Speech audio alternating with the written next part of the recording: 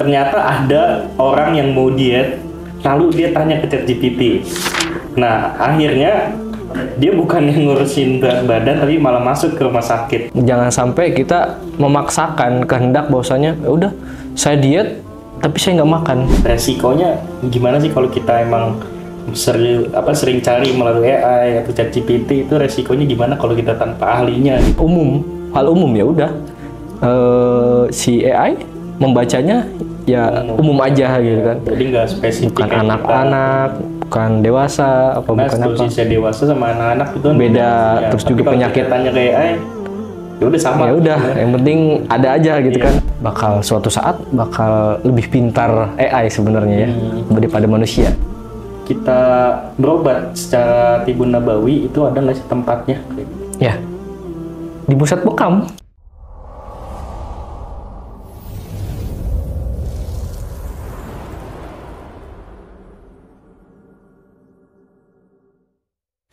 Assalamualaikum warahmatullahi wabarakatuh. Kembali lagi bersama kita di podcast Bincang Sehat bersama Pusat Bekam. Oke, gimana kabar hari ini Bapak Ibu sekalian? Semoga sehat selalu ya. Oke, kali ini kita akan bahas lagi berita-berita yang emang lagi terkini dan tren ya pastinya.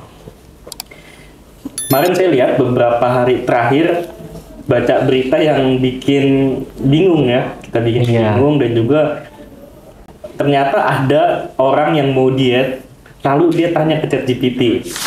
Nah, akhirnya dia bukan yang ngurusin berat badan, tapi malah masuk ke rumah sakit. Nah, belum kaget sama berita yang tadi, ada lagi nih seorang lansia yang keracunan garam. Gara-gara dia ngikutin resep dari AI gitu.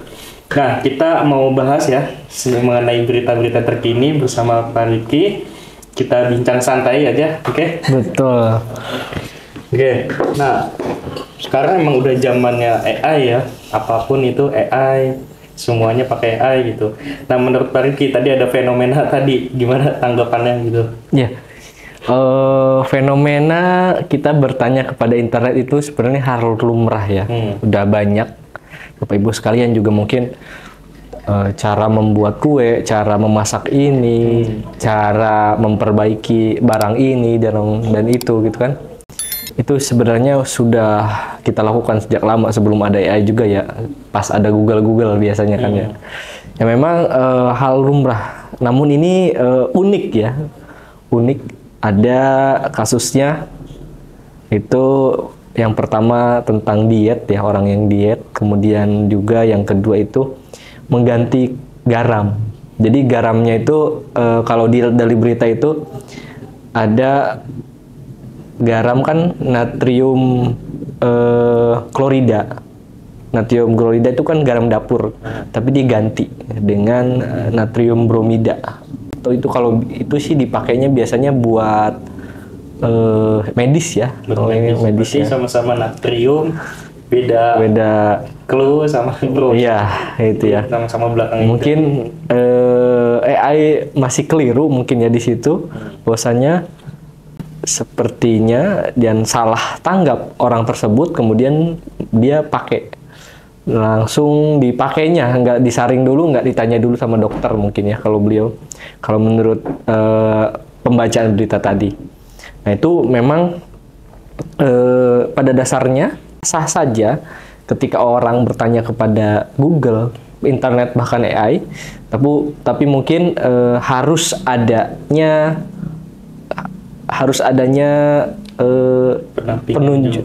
penampingan dari dokter juga kalau misalkan memang terkait kesehatan. Harus ada ahlinya lah kalau misalkan itu ya. Kalau ini berujung kepada kesehatan ya harus kepada dokter, terapis, atau mungkin mantri kalau di desa ya. Ya, mungkin orang itu dia pengen simple dan cepat gitu ya. Ya, zaman sekarang siapa ya nggak pernah, kalau saya kadang kalau sakit kepala gitu, saya searching ya kenapa sakit kepala gitu. Nah, kan ada obatnya, jawabannya aneh gitu. Kita pusing doang tapi jawabannya terkena tumor otak atau apa gitu. Ya kan udah deg-degan duluan ya kita kan hal-hal seperti itu. Tapi kan kalau semisalnya kan kita ke dokter atau kita ke orang yang ahlinya, itu itu kan kita biasanya diobservasi dulu, dikonsultasikan dulu kan biasanya seperti itu.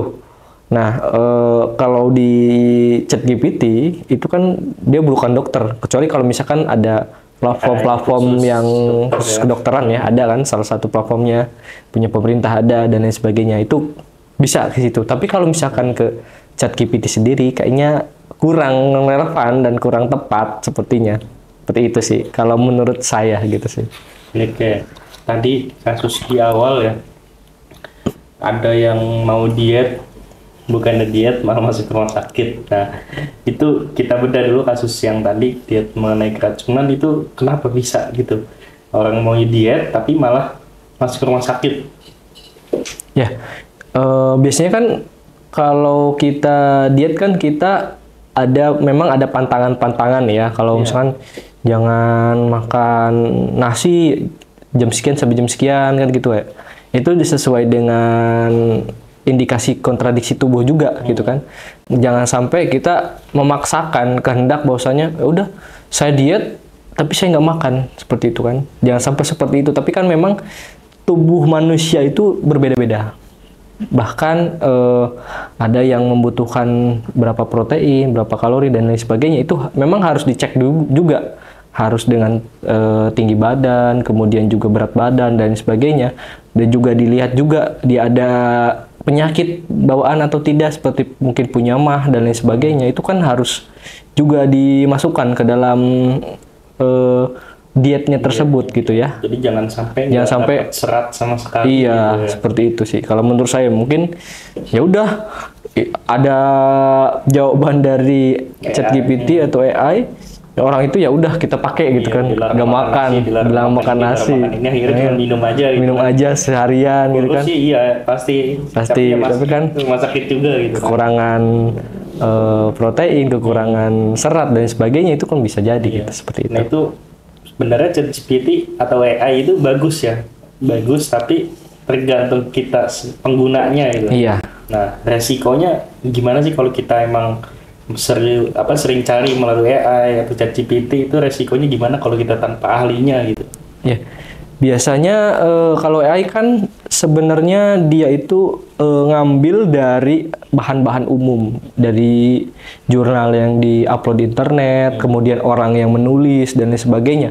Itu masih umum. Tapi kan kalau misalkan kita nge-search juga di AI, itu kita harus juga melihat bahwasanya ini benar apa tidak sih. Dan kita juga harus konsultasikan kepada yang ahlinya, seperti itu sih. Gitu kalau di keracunan ya. Jadi kalau ngomongin resiko sebenarnya nggak cuman keracunan aja ya. Nah di internet biasanya ada AI berkonsultasi terus nggak ada ujungnya gitu. Bisa jadi salah diagnosa ataupun efeknya yang dosisnya nggak sesuai gitu. Dan juga nanti kan kalau ada gangguan, kalau ada dosis yang berlebihan pasti ada efek-efek. Betul. Nah seperti itu kan. Gimana kalau menurut Rifki? Seperti itu ya.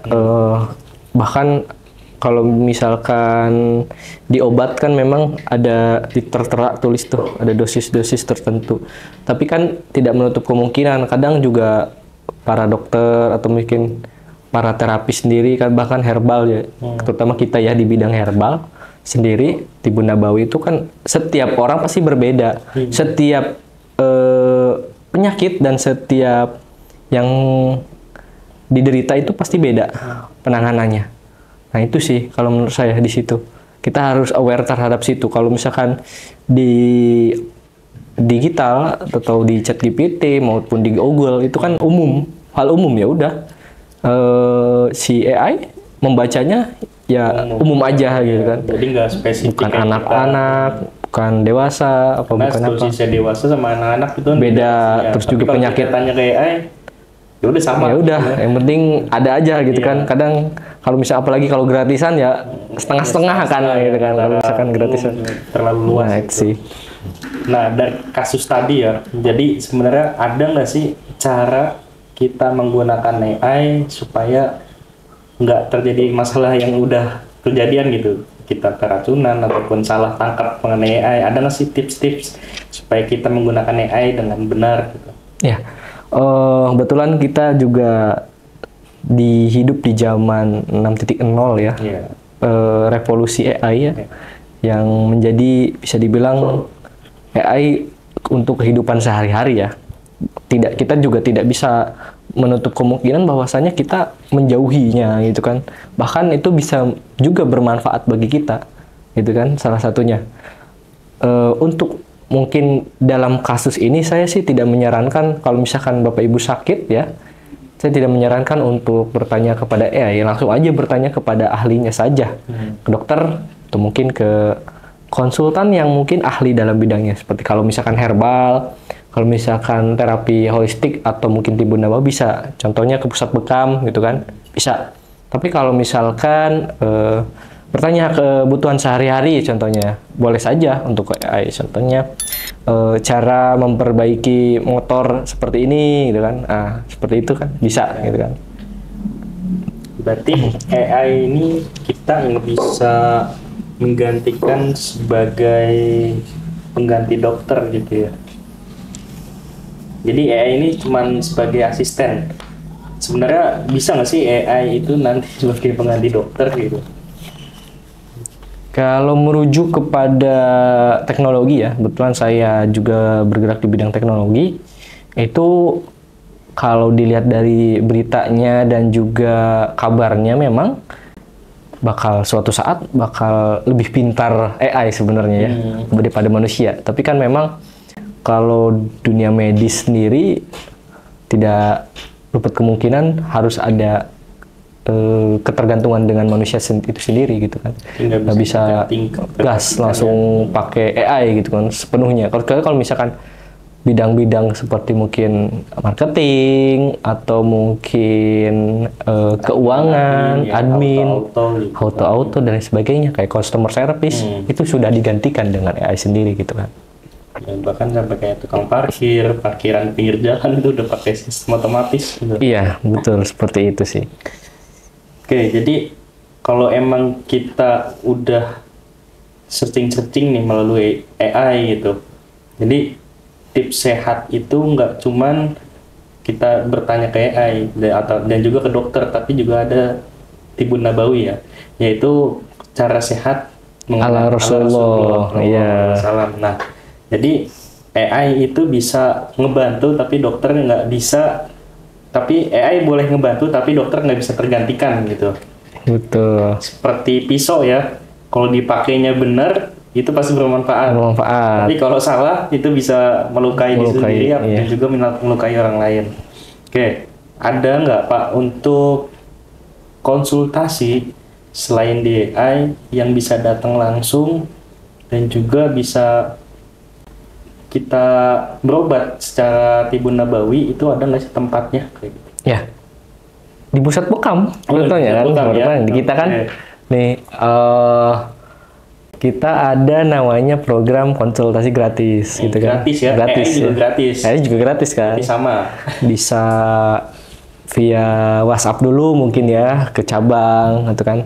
Bisa juga ke pusat, nomor pusat, nanti boleh tim editor tampilkan nomor pusat ya, pusat bekam itu bisa ditampilkan, nanti Bapak Ibu sekalian bisa konsultasi gratis ya. Itu semua penyakit insya Allah atas izin Allah bisa disembuhkan ya dengan timbun nabawi ini. Salah satunya mungkin bekam, kalau di kita ada bekam, kemudian ada ruqyah, dan juga pijat refleksi full body, kemudian ada herbal.